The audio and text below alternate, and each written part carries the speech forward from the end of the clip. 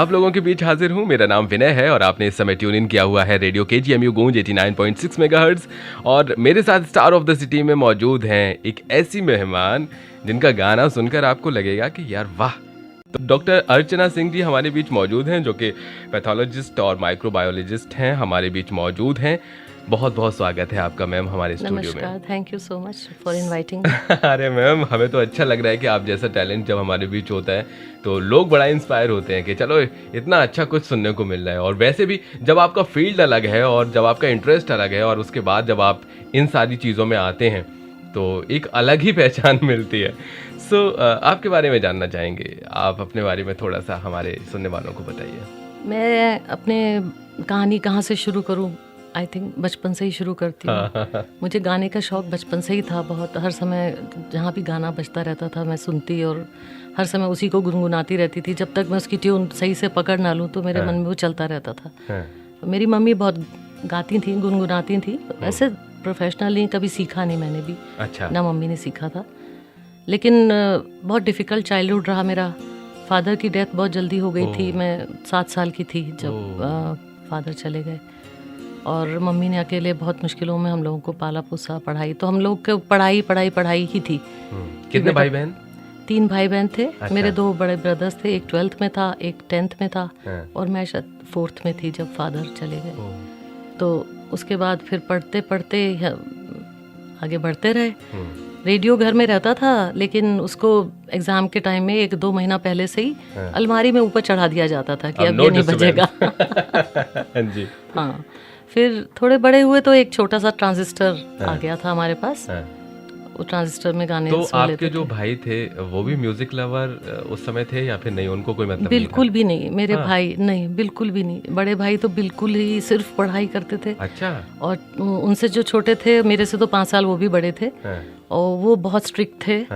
और हमेशा मेरी पढ़ाई पे बहुत उनका रहता था। हाँ, मेरे बैग चेक करते थे, पढ़ाई की कि नहीं, कितने नंबर आए, अच्छा। कब एग्जाम है, पढ़ो पढ़ो पढ़ो।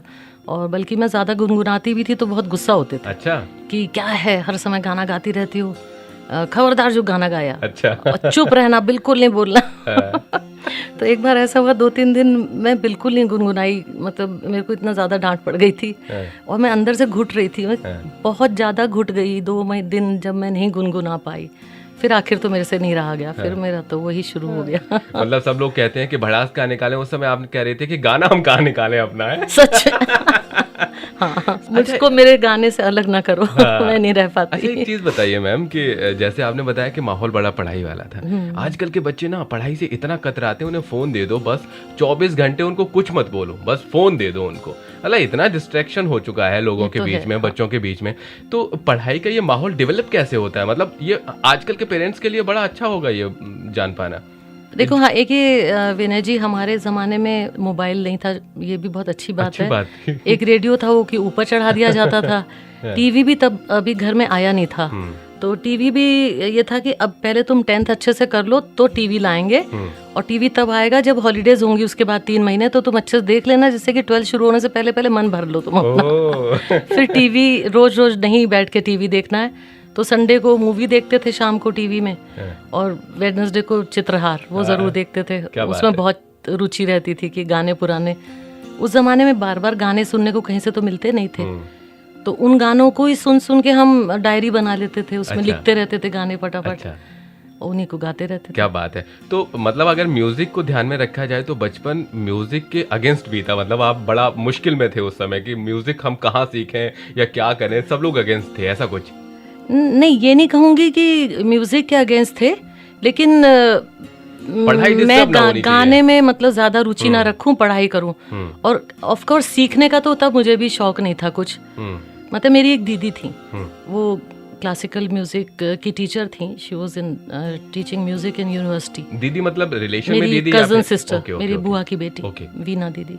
उनको याद करूंगी कि पहला सबसे इम्प्रेशन उनसे ही मुझ पे म्यूजिक का पड़ा। अच्छा। वो बहुत अच्छा गाती थी। तो जब भी वो मुझसे मिलती थी तो मैं उनसे बैठ के म्यूजिक की बातें, और दीदी सुना दो कुछ, दीदी सुनना, फिर मैं उनके सामने गाऊं कुछ, ऐसा करती थी। तो एक गाना उनका मुझे याद है, आप इजाजत है? अरे बिल्कुल, प्लीज प्लीज। हम तो सोच रहे थे कि कब आपके गाने को हम सुनेंगे। बहुत सीरियस सा गाना है, लेकिन सबसे पहले उनसे मैंने वो सीखा। जी। बुझा दिए हैं खुद अपने हाथों, मोहब्बतों के दिए जला के। बुझा दिए हैं खुद अपने हाथों, मोहब्बतों के दिए जला के। तेरी वफा ने उजाड़ दी हैं उम्मीद की बस्तियां बसा के। बुझा दिए हैं। अच्छा, एक चीज़ होती है कि जिस सिंगर की आवाज़ मैच करती है या फिर जिस गाने की फीलिंग्स या वर्डिंग्स या जो उसके लिरिक्स होते हैं, जब वो हम कहीं ना कहीं अपने आप से अटैच मानते हैं तब वो चीज़ हम ज़्यादा उस पर जोर देते हैं। तो कोई ऐसा सिंगर था जिसको लगता था कि आपकी आवाज़ जो है उससे कहीं ना कहीं मैच खाती है और उसके गाने आपको गाने चाहिए, ऐसा कुछ लगता था आपको? पहले मेरे को आशा जी के गाने ज़्यादा पसंद आते थे। Super versatile singer. जब मैं यंग थी तो मैं ज़्यादा उनके गाने गाती थी। मुझे लगता था कि वो जो एकदम फॉल्सेटो में जाते हैं, मैं तो फॉल्सेटो में जाती हूँ, वो तो नहीं जाती, लेकिन उनकी टाइप की जो आवाज़ मुझे बहुत पसंद आती थी, जो उनका अंदाज, उनका थ्रो, उनका सभी कुछ मुझे उनका बहुत पसंद आता था। शुरू में मुझे सही बताऊँ तो लता जी के गाने की उतनी तमीज नहीं थी सुनने की कि क्या अच्छा होता है क्या नहीं। जी। मन को अच्छे लगने वाली बात होती अच्छी है। तो लगते थे लेकिन उनके मस्ती वाले ज्यादा होते थे ना आशा जी के, तो उस उम्र में वो ज्यादा अच्छे लगते थे। राइट। फिर धीरे लता जी के गाने सुनने और फिर उनसे सीखा बहुत कुछ। खैर वो तो अपने आप में एक इंस्टीट्यूशन है, उनसे बड़ा तो कोई है ही नहीं, नो डाउट अबाउट दैट। अब हम उनके ही गाने ज्यादा गाते हैं, आशा जी के भी गाते हैं पर दोनों के गाते हैं। और सुमन कल्याणपुर जी के गाने भी मुझे बहुत पसंद है, वो भी मैं बहुत पसंद करती हूँ। तो जैसे मेडिकल की आप तैयारी कर रही थी उस समय और मेडिकल का एंट्रेंस देना बड़ा टफ होता था, मतलब इवन आज भी है, लेकिन उस वक्त जब केवल 2 ही पोजीशंस के लिए लोग फाइट करते थे, सपने बुनते थे, देखते थे इंजीनियर और डॉक्टर या सिविल सर्विसेज में जाने का, टफ पढ़ाई और ऊपर से इतना बढ़िया लाइट वाला आपका इंटरेस्ट म्यूजिक वाला। नहीं क्या बताएं, उस समय हमको कुछ इतना पता ही नहीं था कि सीपीएमटी इतना टफ है कि क्या है। अच्छा। हाँ मतलब पढ़ाई तो करते थे, टेक्स्ट बुक्स खूब अच्छे से जी। और मेरी आदत थी कि जैसे कोई चैप्टर मंडे को पढ़ाया जाना है तो मैं उसको सैटरडे संडे को ही पहले ही पढ़ लेती थी, और जो कल न्यूमेरिकल्स होने वो आज करके जाती थी। तो I was always pre prepared and I was always doing well in school, in fact topping my school. तो मेरे को पढ़ाई में कभी कोई दिक्कत नहीं हुई, और मुझे पता भी नहीं था कि पीएमटी के लिए मेरी एज एलिजिबल हो गई है। मैं एक फ्रेंड के यहाँ गई, वो लोग फॉर्म भर रहे थे, तो मैंने कहा मेरे तो अभी एज नहीं है, शायद मुझे तो अगले साल भरना है। तो उन्होंने कहा नहीं देखो ये डेट है। तो मैंने कहा अच्छा, तो हमने भी फॉर्म मंगा लिया, भर दिया। कोई कोचिंग वगैरह भी की नहीं थी। अच्छा। 1-2 महीने बाद एग्जाम था। एक टीचर थे, उनके यहाँ फिजिक्स वगैरह पढ़ने थोड़ा बहुत चले जाते थे, बस एग्जाम दे दिया, सिलेक्शन हो गया। ईश्वर की इच्छा थी जो सिलेक्शन हो गया। बात है, क्या कुछ बात ऐसा बहुत ज्यादा टेंशन वाला काम किया नहीं था। तो ऐसे ही मतलब कुछ सोचा नहीं और हो गया। वो कहते हैं ना कि जब जो होना होता है उसके स्टार्स एकदम मिल ही जाते हैं। बेसिक पढ़ाई करी थी, कोई ऐसे अलग से मैंने सीपीएमटी के लिए नहीं पढ़ाई की थी। अच्छा, क्या बात है। वही मैं बच्चों से कहूंगी कि अपना बेसिक 12th अच्छे से दो, 10th अच्छे से दो। जब आपके बेसिक्स क्लियर होंगे, आपके फंडामेंटल्स क्लियर होंगे, तो फिर सब कुछ कर ही लोगे, फिर क्या है। क्या बात है। तो चलिए, उस वक्त तो आपको सीपीएमटी में एडमिशन की खुशी थी, इस समय हम खुश होंगे जब एक और गाना आप सुनाएंगे। तो कौन सा गाना इस समय सुनाना चाहेंगे? अच्छा, जब मैं मेडिकल कॉलेज में आई तो सबसे पहले जो फ्रेशर्स पार्टी में मैंने गाना गाया था। अरे वाह, क्या यादें हैं। अच्छा, इससे पहले कि हम गाना सुने, हम ये जानना चाहेंगे कि फ्रेशर पार्टी जब ऑर्गेनाइज होती है ना, तो सीनियर्स लोग मतलब प्रेफरेंस देते हैं कि हमारे साथ के लोगों के ज़्यादा परफॉर्मेंस हो, जो हमारे जूनियर्स हैं उनकी कम हो। तो ऑब्वियसली जब फ्रेशर पार्टी थी तो आप जूनियर ही थे। तो नहीं, हमारे यहाँ तो फ्रेशर्स पार्टी में सारा जूनियर्स ही करते थे। अच्छा, सीनियर नहीं होते थे उसमें? मुझे तो ऐसा ध्यान नहीं है। अच्छा। सब जूनियर्स हमारे बैच के ही बच्चों ने सबने परफॉर्म किया। तो आपके टैलेंट के बारे में सारी क्लास को पता था, नहीं पता था? मेरे से हर समय रैगिंग के समय गाना बहुत सुना जाता था। हर समय जब भी सीनियर्स मुझे बुलाती थी तो गाना सुना दो। अच्छा। मेरे से और ज्यादा कुछ नाच के दिखा दो, ऐसे थोड़ा बहुत तो गाना सुनाते थे। एक ही गाना था, वो हर सीनियर वही गाना, कई बार रात में 11 बजे 12 बजे बुला के वही गाना। मैंने कम से कम 50-60 बार वो गाना गाया होगा। तो चलिए 61 तो वही गाना सुना, 61-62 बार वो आज फिर से सुना देते हैं। तो आप इमेजिन कीजिए कि आप उस क्लासरूम में हैं, उस समय का ये समय है और आपके सीनियर्स आपके आसपास बैठे हुए हैं और कह रहे हैं अर्चना वो गाना सुनाओ। जी मैम। हौले हौले साजना धीरे धीरे बालमा, ओ हो जरा हौले हौले चलो मोरे साजना, हम भी पीछे हैं तुम्हारे, जरा हौले हौले चलो मोरे साजना, हम भी पीछे हैं तुम्हारे, कैसी भीगी भीगी रुत है सुहानी, कैसे प्यारे नजारे। जिन लोगों ने हमें अभी ट्यून इन किया है या जो लोग हमसे ये जानना चाहते हैं कि हमारे भी जानकारी में कोई ऐसा व्यक्ति है जो बहुत अच्छा टैलेंट रखता है, तो आपको बता दें आप भी हमारे शो का हिस्सा बन सकते हैं। आप हमें बताइएगा 8887019138, ये मेरा नंबर है, सेव कर लो, मुझे व्हाट्सएप करो या मैसेज करो या फ़ोन करके बता दो। और हम अगर वो व्यक्ति वाकई उसका टैलेंट ऐसा है जो पूरे लखनऊ के साथ साथ हमारा ऐप के थ्रू तो पूरे विश्व में सुना जा सकता है रेडियो स्टेशन, तो हर इंसान सुन सकता है और आपके टैलेंट को जान सकता है। फिलहाल मेरे साथ डॉक्टर अर्चना सिंह जी मौजूद हैं। एक डॉक्टर होने के साथ साथ एक अच्छा सिंगर होना कितनी बड़ी अहमियत रखता है, जैसा कि इन्होंने अभी थोड़ी देर पहले भी बताया था कि बचपन में जो भाई लोग थे, जो पेरेंट्स थे, वो चाहते थे कि भाई पढ़ाई ज़्यादा करनी है, हाँ ये म्यूज़िक तो चलता रहेगा बाद में, लेकिन फिर भी इंटरेस्ट को बनाए रखना बहुत बड़ी बात है। तो फ्रेशर पार्टी के एक्सपीरियंस के बाद फिर आपकी मुझे लग रहा है कि झिझक खुल गई होगी लोगों के साथ परफॉर्म करने की, और इतने सारे सीनियर्स ने 50-60 बार गाना गवा दिया, तो उसके बाद तो आपको लगा होगा कि यस अब तो हम किसी भी बड़ी जगह पर कर सकते हैं। तो पहली परफॉर्मेंस कॉलेज के अलावा कहाँ आपने बड़ी जगह पे की जहाँ बहुत सारे लोग थे? बहुत ज़्यादा बड़ी परफॉर्मेंस फ्रेशर्स पार्टी में की थी, उसके बाद तो फिर कई सालों तक कुछ नहीं किया मैंने। अच्छा, अरे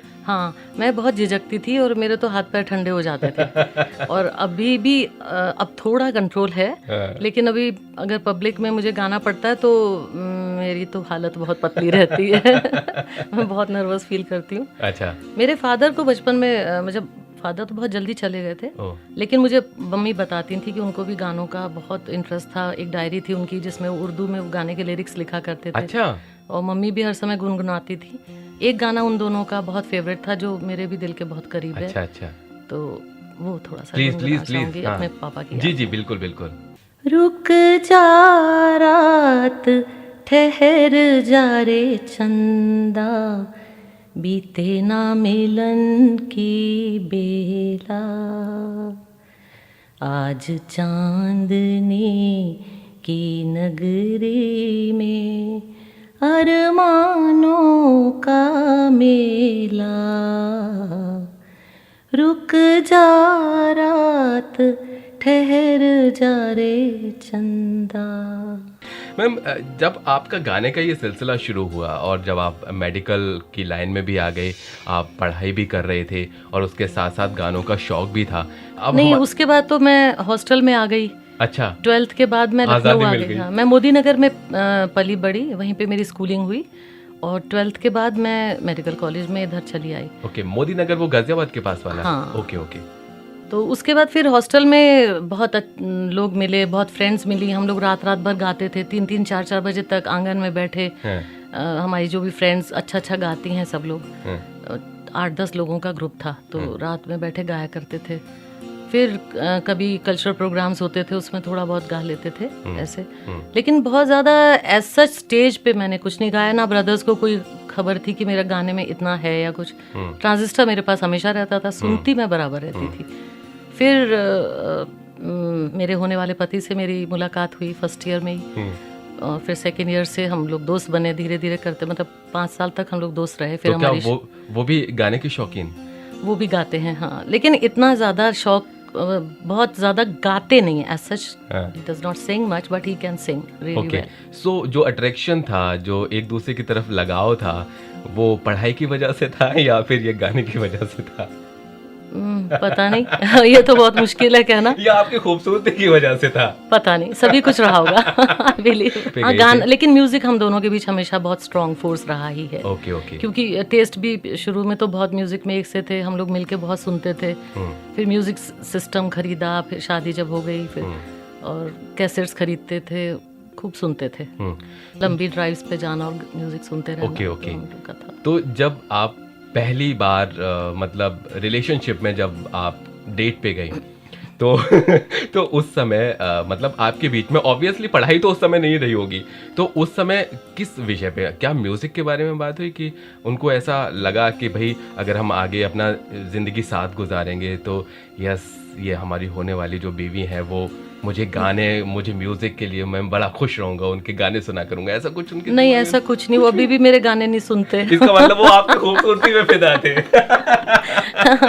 नहीं, गाने को उन्होंने एनकरेज तो करते हैं, पर ऐसा सुनने का उनको, वो ओरिजिनल सुनना ज्यादा पसंद करते हैं, कवर वर्जन कम ही सुनते हैं। तो और हमारे घर में ससुराल में बिल्कुल भी म्यूजिक का कोई, जैसे मेरे मायके में, अच्छा, वैसा ही यहाँ पर भी कोई म्यूजिक का माहौल नहीं था। बिल्कुल भी, मतलब ऐसा नहीं था कि कभी बैठ जाएं और मंडली और बैठ के गा रहे, ऐसा नहीं होता था। तो पहला गाना जो आपने बता दिया कि फ्रेशर पार्टी में सारे स्टूडेंट्स के सामने आपने गाया था, वो तो वहाँ के उस समय की बात होगी, लेकिन पहला गाना जो आपने अपने बॉयफ्रेंड के लिए गाया था उस समय, तब तो वो पति नहीं थे, तो वो गाना आपको याद है कि वो भूल गए? ये वही था, फ्रेशर्स पार्टी वाला, वही वाला ही था।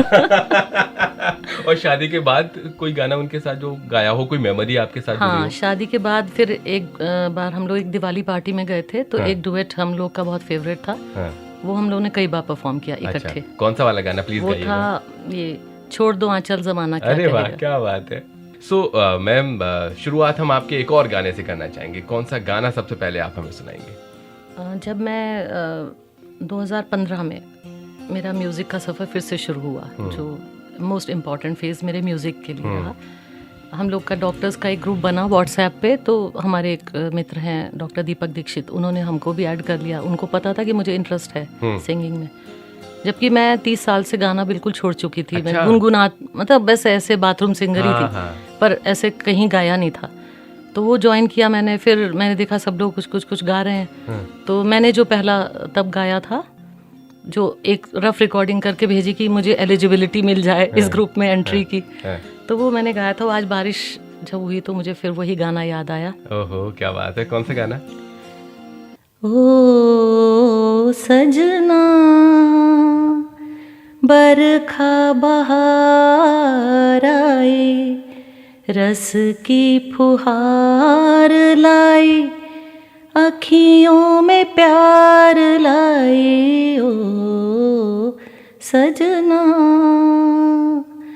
बरखा बहार आई, रस की फुहार लाई, अखियों में प्यार लाई, ओ सजना।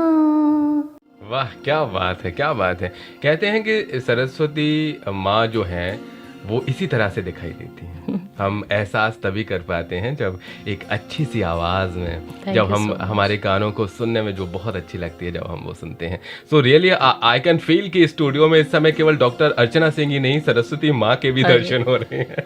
सो पर मतलब मैं बिल्कुल भी अच्छा नहीं गा पाती थी, अभी भी मैं सीख ही रही हूँ, मैं अपने आप को एक स्टूडेंट ही मानती हूँ जी। 2015 में जब मैंने वो ग्रुप ज्वाइन किया तो मेरी तो बहुत गलतियां निकाली जाती थी कि ये खराब वो खराब, गाने में तो मैं तो बहुत ही परेशान सी हो गई थी, मुझे कुछ समझ नहीं थी, मैंने कभी सीखा नहीं था। फिर मेरे मन में आया कि मुझे सीखना चाहिए जी। फिर मैंने एक गुरु जी से, एक लेडी हैं मिसेस कावेरी बैनर्जी, बहुत अच्छा गाती हैं, क्लासिकल में उनका बहुत नाम है शहर में। अच्छा। उनसे मैंने सीखना शुरू किया, 3-4 महीने उनसे सीखा मैंने, फिर छूट गया वो। फिर एक और टीचर, वो मेरे को 5 साल तक सिखाती रही, अभी भी मैं उनसे सीखती हूँ। अच्छा। शोमा दीदी हैं, वो आती हैं, तो उनसे फिर मैंने पूरा फिर मैंने कोर्स किया प्रयाग संगीत समिति से, मैंने विशारद किया 5 इयर्स का। अरे वाह, क्या बात है, ये तो अब मैं कह सकती हूँ कि हाँ, कहाँ पे मैं बेसुरी हूँ, कहाँ पे मैं गड़बड़ कर रही हूँ, तो मैं एटलीस्ट इतनी तमीज़ आ गई मुझे जो पहले मुझे नहीं पता था। एक चीज़ मेरे जहन में बार बार आ रही है, इतना अच्छा आपने गाया, परफॉर्म किया, आपके सीनियर्स ने, आपके क्लासमेट्स ने इतनी बार रिक्वेस्ट किया एक गाना कि हमें सुनाओ, मुझे अच्छा लगता है, फिर उसके बाद लगातार लगभग 15 सालों तक गानों से दूर रहना, ये क्यों? कोई फैमिली में वही एटमॉस्फेयर ही नहीं था, और बच्चे थे छोटे, फिर बच्चों को पढ़ाई लिखाई, उनका कॉलेज, उनके स्कूल, यही सब, और फिर अपना करियर बनाने में लगे रहे, तो बिल्कुल वक्त भी नहीं मिला, सोचा भी नहीं कि गाना चाहिए। अच्छा। और जैसे कभी फ्रेंड्स बैठते थे तो कभी यूं ही थोड़ा गुनगुना लिया, ऐसा तो जैसे जीन्स एक माँ बाप से बच्चों में आते हैं, आपके पापा को बहुत मन करता था अच्छा गाना सुनने का, गाते भी थे, मम्मी गुनगुनाती रहती थी, उनके जीन्स आप में आए, आपने बहुत अच्छा गाना किया, शुरू किया, तो बच्चे भी गाते हैं? बच्चे नहीं गाते क्यों? बिल्कुल नहीं गाते। अच्छा। गा सकते हैं, सुर है उनके अंदर, सुनते बहुत हैं, लेकिन कभी गाते नहीं। एक दिन डांट लगा दीजिए। एक दिन उनके मन में आ जाए तो शायद गाने लग जाए। हाँ। मेरी बहू बहुत अच्छा गाती है। अरे वाह। हाँ। चलिए, कहीं ना कहीं से बहुत ही अच्छा गाती है। तो उन्होंने कुछ म्यूजिक में किया है, उन्होंने क्या किया हुआ है? हाँ, वो तो जैसे जिसके अंदर जन्म से ही टैलेंट होता है, वो उस तरह की है। 5 साल की उम्र से ही वो हारमोनियम प्ले कर लेती थी और बहुत सुर में गाती है, बहुत अच्छा गाती है। तो सास बहू की जोड़ी की एकदम बहुत मजा आता है जब हम दोनों मिलकर खूब म्यूजिक की बातें करते हैं, साथ में गाते भी हैं। हाँ। अब वो आई थी तो फिर एक दिन तबला और हारमोनियम मंगा के हम दोनों ने खूब गाया, 4-5 घंटे खूब जैम क्या बात है, क्या बात है। तो आप इंस्ट्रूमेंट भी कोई बजाते हैं? मैं नहीं बजाती, वो बजाती तो फिर नहीं, हमारी टीचर आ जाती है फिर जब अच्छा, मुझे और एक तबला सर है, उनको बुला लेते हैं। अच्छा, तो मतलब मोस्ट ऑफ द टाइम कौन सा गाना आप लोग दोनों गाते हो? मतलब कोई फेवरेट आप दोनों का गाना, सास बहू का गाना? हाँ, सास बहू का गाना कजरा मोहब्बत वाला। अरे क्या बात है, हो जाए गाना फिर तो। ये बहुत ही अच्छा गाना है, अगर आप 2 लाइन गुनगुना दें। 2 लाइन।